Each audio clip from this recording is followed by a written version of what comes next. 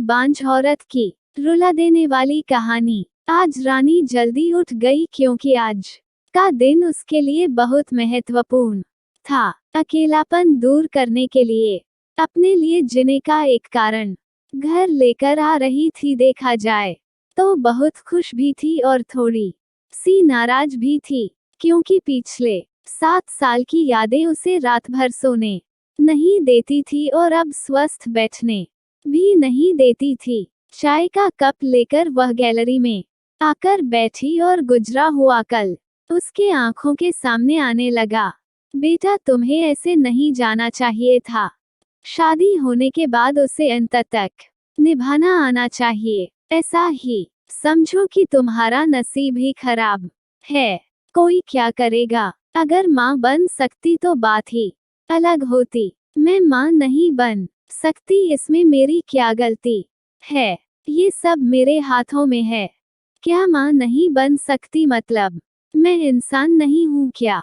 मेरी कोई फीलिंग्स नहीं है क्या? मिनट मिनट में मेरा अपमान करने वाले, मेरा जीना मुश्किल करने वाले लोगों के साथ में जिंदगी कैसे बताऊं? वो जो कहेंगे वह सुनना। रानी और माँ की यह सब बातें चालू थी तब पापा आए। ये देखो बेटा, मैं तो एक कपड़े की दुकान पर काम करता था। अभी उम्र हो गई है तो कोई काम भी नहीं देता है। और तुम्हारा भाई हर्षल तो परदेश में अपने गृहस्थी में मगन हो गया है।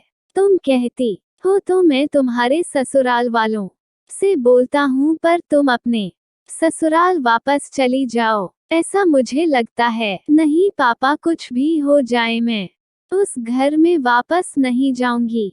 वहां पर मुझे घुटन सी होती है। वहां मिलने वाला अपमान, बेइज्जती से मैं थक चुकी हूँ।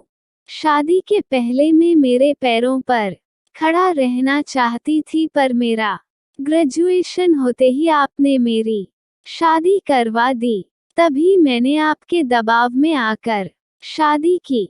पर अभी जब मुझे आपके सहारे की जरूरत है तो आप पीछे हट रहे हो।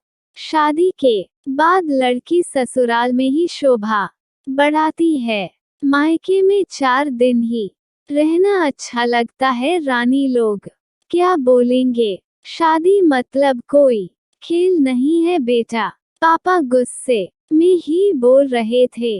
उस घर वापस जाना अब मुमकिन नहीं है पापा। मैं आने के पहले से ही डिवोर्स पेपर पर सिग्नेचर करके आई थी, क्योंकि उन लोगों को सिर्फ मुझसे बच्चा चाहिए था जो मैं उन्हें नहीं दे सकती। अरे, इतना बड़ा निर्णय लेने से पहले हमें एक बार पूछना तो चाहिए था ना। जन्मदाता है हम तुम्हारे। पापा शादी होने के बाद में आपको बताती थी और माँ को भी कि कैसे छल होता है मेरे साथ। वहाँ पर 2 साल में कभी मुझे मेरे मन मुताबिक रहने नहीं दिया। जब मेरी रिपोर्ट आई और समझा कि मैं कभी माँ नहीं बन सकती, तो वैसे ही इन लोगों ने मुझे अपने असली रंग चालू कर दिया। कैसे रहूंगी मैं ऐसे वातावरण में? और इस सब से भागकर अपनी जिंदगी खत्म करने वालों में से मैं नहीं थी।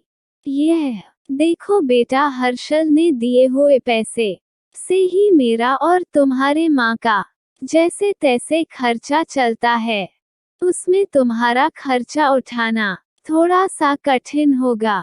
डिवोर्स पेपर पर सही करने से पहले इन सब का विचार मैंने किया था। मेरे पास के सोने के गहने लेकर मैं आई हूँ और एजुकेशन लोन निकालकर मैं 6 महीनों का एक कोर्स करने वाली हूँ, जिसकी आज मार्केट में बहुत जरूरत है। उसके बाद मुझे अच्छी कंपनी में नौकरी मिल सकती है। मैं आपके ऊपर आर्थिक बोझ नहीं डालूंगी पापा। मुझे जीवन जीना है, संघर्ष करूंगी और कमाऊंगी। विश्वास कीजिए मेरा। सब लोग क्या बोलेंगे बेटा, क्या जवाब दोगी उन्हें? माँ आंखों का पानी छुपाते हुए बोली। माँ बोलती थी कि वक्त आया तो सच क्या है बोल देना चाहिए। जब मुझे ससुराल में जानवरों के जैसा बर्ताव हो रहा था तब कहाँ गए थे ये लोग। समाज में बड़ा करो, शादी कर दो, बस इतनी ही जिम्मेदारी समझते हैं। बेटियों को बड़ा करके योग्य पढ़ाई देकर खुद के पैरों पर खड़ा करना, यह माता पिता की ही जिम्मेदारी होती है, ताकि आगे जाकर कभी खराब हालत हो तो उसे इस्तेमाल कर सके। तय के मुताबिक रानी ने 6 महीने का कोर्स किया और तुरंत उसे एक अच्छी कंपनी में काम भी मिल गया। वो बहुत खुश हो गई थी, सब अच्छा चल रहा था। बीच में छुट्टी लेकर माता पिता को नजदीक रहने वाले पर्यटन जगह पर घुमाने लेकर जाती थी। माता पिता बीच में ही दूसरी शादी की बात छेड़ देते थे। कई बार तो लड़कों को देखने के लिए भी बुलाया करते थे।